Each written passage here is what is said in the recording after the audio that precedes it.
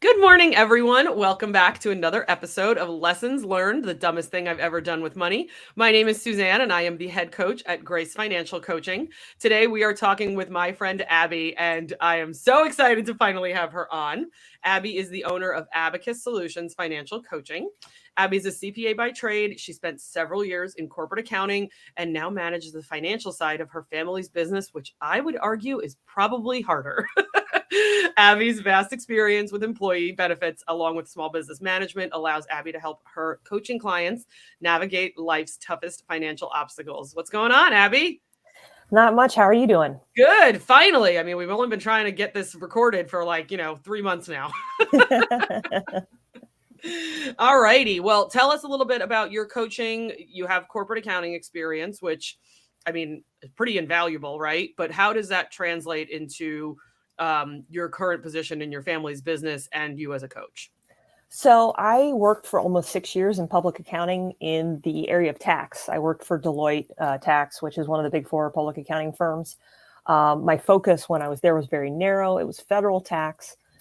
When I left that almost 12 years ago to join the family business as the CFO, my focus went from super narrow into tax into everything in the kitchen sink, because when you're in small business, you do a little bit of everything. So now my responsibilities include the day-to-day accounting function, weekly payroll, onboarding new hires, a lot of HR stuff that they never taught me in accounting school. Yep. But it's been really, really good. I mean, like I said, I've been here almost 12 years now, and just, helping employees with benefits, dealing with payroll, seeing 401k, like from the back end, like all of those areas really translate well into helping individuals and couples with budgeting, with making decisions, especially like during open enrollment, if they're trying to make a decision on whether to leave a current job for an offer, if the benefits offered and everything in that total package makes sense for them to make the move. So it's a lot of valuable experience that I've gleaned from my day job that translates really well into my coaching business and helping people with their money. Yeah, definitely. We've talked about that with a couple guests on here where their biggest regret, their biggest dumbest thing they've ever done was something to do with looking into a job and taking the job, but not fully vetting what the job came with. Or we had a guest recently who went from military to civilian life, and there's taxes involved with all of your pay as a civilian where there's not when you're in the military full time. So it's definitely, and then forget about open enrollment. I mean, you have to have like a certificate to be able to read through some of these benefits packages. It's insane. I had remember one client, younger guy, and he's like, hey, switching companies, it was a good move. We went through the pay and everything. And one of the things I said was make sure you get the benefits package first and we'll look through it together. I mean, forget about comparing apples to oranges. It was apples to jalapenos. Like it was just like, I mean, I guess they were both foods, but like, no, I mean, it was so different. And I had to sit there and go line by line compared to what he had today with what he would be having in the future. And even then, with my experience, I was like, man, I hope this is accurate. Yeah. No, I mean, it's even with the background in benefits. I mean, I'm definitely not a licensed professional or anything but with my experience, it's sometimes reading through those. I mean, because different insurance companies call their plans different things, HMO, PPO, POS. It's like, how do you navigate that as a normal person? Right. Exactly. Good morning, Laura. Thanks for joining us on LinkedIn. So with going from specifically federal tax, I want to know what was something you had never touched before. There's probably a lot of things you had not touched before when you moved into the family business side, but like, what did you find to be the most difficult or the most like, oh man, I never thought X was like this, like running payroll, the benefits, like we were just talking about, like what was the most like, oh my God, this is not as what I thought it was going to be. Honestly, insurance in general takes up a large portion of my time, whether it's workers' comp, dealing with injuries on the job, and we're in the automotive business. We're a commercial tire company, and we go out and we do road calls for our corporate, fleet customers. So we've got trucks on the road all the time, and they say Goodyear on the side of them. So when we rear end somebody, those people see dollar signs. And so dealing with, accident lawsuits and all, again, it's like, there's been so many times in the last 12 years, I'm like, I wish I'd gone to law school. But it is what it is. You been saying it while you were going through law school, but definitely. No. Yeah. Law school, because tax, when I was in my master's of accounting with a concentration in tax at the University of Florida, go Gators. There's a lot of people that do that program, and then they segue that into law school at, Florida has a really great law program for public school. And the thought of the Socratic method in constitutional law scared the bejeebus out of me. I just like back then, I think I could take it a little better today just because of life experience and whatnot, but they terrified me back then. So, yeah. And not only that, you just walked away from a 4-year bachelor's and then a master's program. Yeah. And for a lot of people, continuing to stay in school after that is not very appealing. I left after 4 years, and I swore up and down I was never going back. I was ready to make some money when I finished up at Florida. That's for sure. Definitely. So let's get into how did this lead you to coaching? I know you work with people who own small businesses. You also work on the personal level with couples and individuals. So how did you get into the financial coaching realm? So personal finance has always been something I've been really interested in. I was thinking about it when I was walking my dog last night, and I actually took a personal finance elective class my freshman year of college. I was in there with a bunch of seniors that were getting ready to graduate, but it interested me, so I signed up for it. Okay, and, time out. Yeah, I would like every college in America to add that class to their and their registrar's office. The professor was like a retired emeritus that came back only to teach that class. He had a dorm on campus named after him. He was like this cute little old man. That's amazing. The fact that college prep has been removed from high schools and home ec has been removed from high schools, and don't even get me started on technology and shop class, which I also have a very good argument why that should still be in middle schools and high schools. Yeah. But to even have that opportunity to take that in college, I don't think I've spoken to anyone else who's taken a class like that. Yeah. No, it was an elective in the business school. And like I said, it was a bunch of seniors getting ready to graduate in that class. But hey, I'm 22 years old. How do I manage my money? We learned how to do a budget. And I don't remember a whole lot else from that class because it was a long time ago now. But so, I've always been interested in personal finance. The first year I was working at Deloitte, my older female cousin gave me the book Smart Women Finish Rich by David Bach. Set me down the path of, contributing to my 401k as soon as I was able to, building up a healthy savings, all of that. But how I got into coaching relates back to the dumbest thing I ever did with my money, which was a couple years before I got into coaching. So I can definitely go into that story now if you want me to. Let's go into that first. So what is the dumbest thing you've ever done, Abby? The dumbest thing I ever did with money was drain my savings and put a bunch of stuff on no interest credit cards when I bought my current house. Yep. And I had already been through Dave Ramsey's Financial Peace University the year before I did all of it. So I knew what not to do, and I went ahead and I did it anyways. And everything that he talks about with Murphy's Law in those lessons came true. I had already owned, I had bought my first house in 2009. I got in at the right time with the market. It was a foreclosure. And I got the first time home buyer credit on that house. So I had to live there 3 years. The 3 years was up in 2012. And so in the interim, I had bought that house when I was working in public accounting. I was commuting from Fort Lauderdale to downtown Miami, but all my clients were in Boca, an hour in the other direction, half hour in the other direction. So it was a nice central location. But then in 2010, that's when I went to work for my dad's company, and my life shifted all north. And it wasn't a bad commute from Fort Lauderdale, but I was ready to live closer.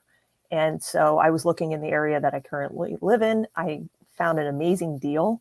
I was basically able to transfer my mortgage from my first house to the second house. Oh, wow. Yeah, because the market had rebounded enough in my old area that I was able to get a lot more out of that house than I had paid for it. Sure. Yeah. So, but I didn't sell the first house until after I bought the second. Okay. I had some family help, but in addition, the house was built in 57. Oh, And there was a lot of updating that needed to be done. So I actually, there's still a lot of updating that needs to be done, but I did do the master bathroom and I replaced all the living area flooring before I moved in. And that was the stuff that generated the flooring went on a no interest lumber liquidators credit card. I did right. buy all new kitchen appliances, went on a different no interest credit card. And then I drained my savings to pay my handyman to do the work in the bathroom and the floors and all that. And so um, I never felt like I was ever going to like tip over the edge. I just was like way up close to the edge Yeah. and things started going wrong. Um, I moved in September of 2012. In November, I got a letter from my insurance company saying that they were going to cancel my policy because my electrical panel was a fire hazard. And if I didn't replace it within 30 days, they were going to cancel my policy. What? Yeah, there's a specific brand of electrical panels that they're from the either late 70s or 80s. They're a known fire hazard. My house happened to have one of them. So $800 later, I had a new electrical Wow. panel and held on to my insurance policy. Right. Yeah, let's pause for a second and let everyone know we don't let insurance policy lapse no matter what Yeah. happens. Yeah. Um, what did that not come up on home inspection? And I know I'm getting into like the nitty gritty now, but did The that? inspector did mention it. He said, Yeah. you may have an issue with your insurance company. Um, but that was in August. And then the letter didn't come till November. Wow. So he did bring it up. Right. And, but I was buying the house as is. So anything that came up in inspection, We're pretty much null and void anyway, or right, not gonna be taken into account. So right. yeah. Yeah. Wow, So really interesting. So we're right up. We haven't fallen off the cliff. We're right up against the edge of yeah. the cliff. We've got our toes pointed over the edge of the cliff. Oh, it gets better. Oh no! What else? So in June of 2013, I was broken into twice in the span of a month. Yeah. Yeah. So the first time was a Sunday afternoon, broad daylight. They jimmied the back sliding glass door open and, ransacked the house.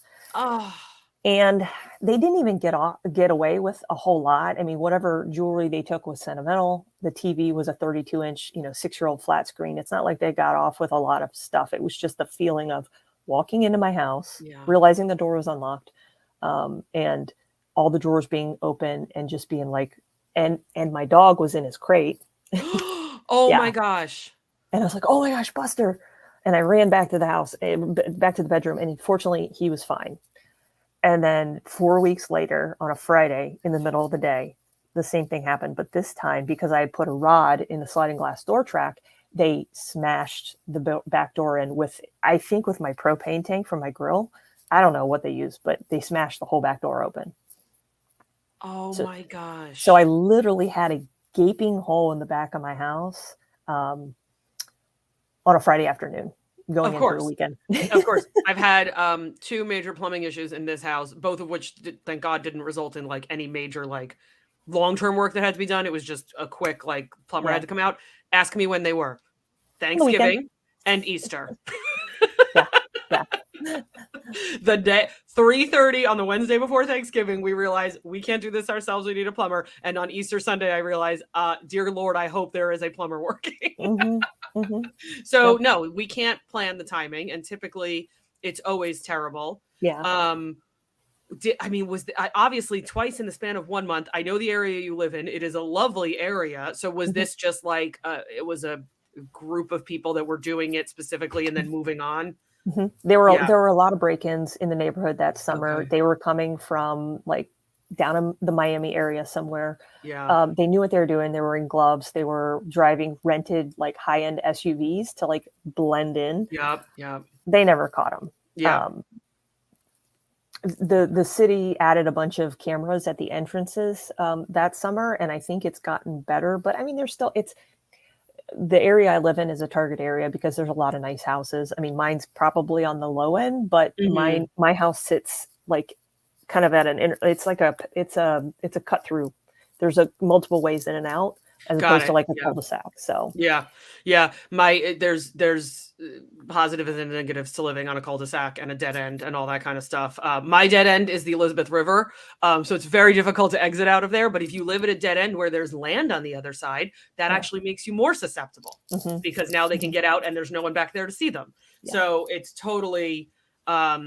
It's you're I don't want to say you're picking your poison, but you have to weigh the pros and the cons when you look at a certain area. So, oh my gosh. All right. So all of that to say, how did we get into the coaching thing? Did you say I've got to take this class again? I haven't, but like that summer was a wake up call. Like, Abby, you know better. You've already, the principles, what you're supposed to be doing. And it wasn't, I was budgeting.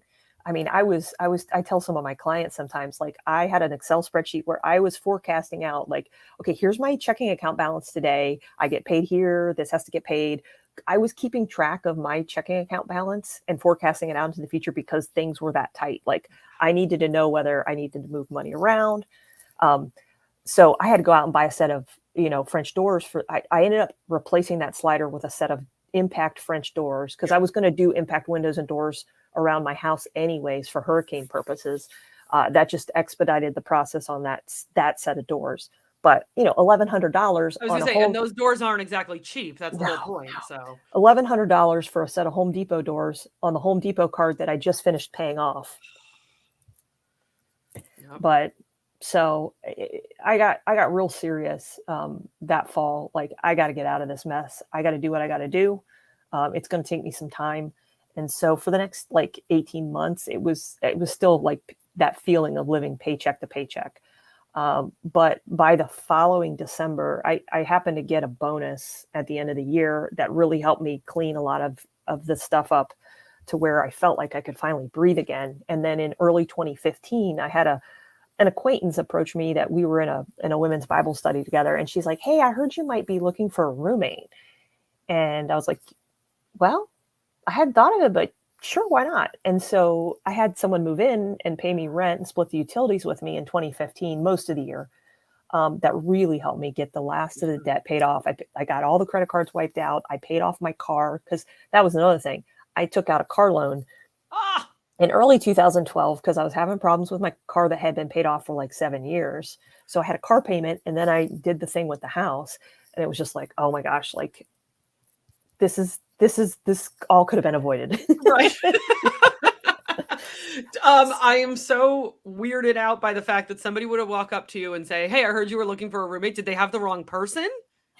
No, I think she had talked to the girl that had been leading that study that we were a part of. And a little more backstory, I went through a breakup at the end of 2014.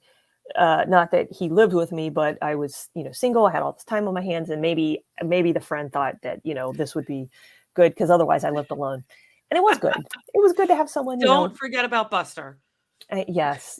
I mean, Buster is my constant companion. He's in front of the desk right here. He's being a good boy this morning. We're hoping he stays quiet for sure. Yeah. Danica, thank you for joining us on LinkedIn. Laura makes a great point. Knowing what to do doesn't always equal what we do.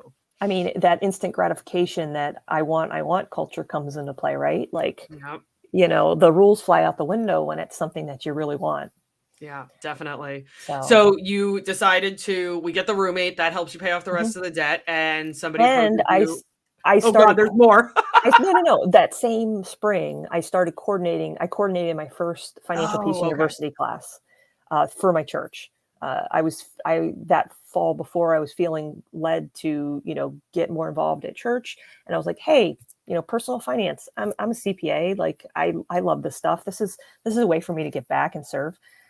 So I coordinated my first group that spring, and I guess it was over the next couple of years. I continued living my life, whatever. But my pastor and his wife, they approached me in January of 2017 and they said, hey, like my pastor's like, hey, I'm getting ready to start a series on finances. We would love for you to, coordinate the class again. And we'd also like you to be involved in our, our financial counseling ministry. If anybody, comes to the church and needs help. I said, absolutely. And so I started coaching, as a ministry, one of the women that reached out to the church for help. Got it. We met a couple times that spring, and, life gets busy, and, we kind of lost communication for a few months. And then I coordinated another class in the fall, and she reached back out and she let me know that, like, hey, I took all the advice that you gave me and I made all these changes. And she was a retired NYPD officer. And so she was living off of her retirement. Yeah. And she's like, I took on a side job and I've been working as a security officer overnight and getting extra money. And I paid off all my credit cards. And all I have left is my car payment. And I was like, that's amazing. Yeah. She's like, I want you to work with my brother. And so I started meeting with her brother, and he was a hot mess too. And so fall 2017, I'm doing this with the church. I'm counseling people through that, coordinating the class. And that was really what got me thinking, like, hey, like I could kind of do this as a business and really, expand my, word of mouth and get the word out there that I'm doing this and really help a lot of people. And I think that there's a lot of people out there that need this, that never learned it growing up. And so, I went through the financial coach master training early in 2018 and hung my shingle, and I've been coaching ever since. Nice. Yeah. That is, I love how your story specifically intertwines with you becoming a financial coach, because sometimes we do something done with money and it's 20 years beforehand, right? And it's like, oh, now I understand all of it. But yours was a direct correlation. Yeah. So now the types of clients you work with today, who do you tend to work with the most? Are you still getting a lot of clients through church, word of mouth, referral? I get a lot through, I'm getting more word of mouth referrals. I've had a couple clients that have been awesome in referring people to me. Nice. I have a couple referral partners. One of my best referral partners is a realtor in the area. He's a rock star, and he gets people that come to him that want to buy a house or a condo, and they are not in the right shape to do so. And so then he sends them my way. Yeah. And some of my longest clients are from that referral. And again, like, he referred one person and she referred her brother, and she referred two other people to me for tax work, which, that's a whole nother ball game. But it's amazing. Like, when you make a positive impact in people's lives and they're grateful for it, they just want to, sing your praises. And I appreciate that so much. Yeah. So would you go back and change anything? Change anything about your experience as a home buyer and getting to the edge there? I would. I probably would have done the mortgage a little bit different on the second house to roll some of those renovations in so that I wouldn't have drained my savings. Right. Because you had a ton of equity from the previous place. Yeah. But I will say, one of the things that made it so tight was the fact that I went from a 30-year mortgage in the first house to a 15. So the monthly payment got a lot bigger. But I am 5 years from having my house paid off. Right. So, and usually when we talk about people being 5 years from having their house paid off, they are into their 60s. So that is freaking awesome. I am not into my 60s. In their 60s. Oh my gosh. Yeah. So would you have done a little bit? Would you have gone to the 30-year though? When you say you would have changed the mortgage a little bit? Probably not. You would have still stuck with the 15. Yeah. I just would have had to, I would have just had to bite the bullet and, manage the monthly payments, which it was tight back then, but it's not tight anymore. Right. Definitely within the, 25% of take home pay and all of that. So nice. Yeah. That's the goal, folks. If you didn't know that, the goal is to keep the rent, the mortgage payment, the house related activities within 25% of your take home pay. So not possible in some areas of the country. I work with a lot of people in New York and Southern California. And Florida. Not possible all the time, but a goal that we can all strive for sure. Definitely. Abby, thank you so much for joining me finally after all these months. Yep, it was a blast. Yes. And everybody who jumped in their comments on LinkedIn, thank you guys so much for joining. If you missed some of the episode, jump on the YouTube channel and catch the whole thing. And we'll see you next week for another episode of Lessons Learned, the dumbest thing I've ever done with money. Thanks, Abby. See ya.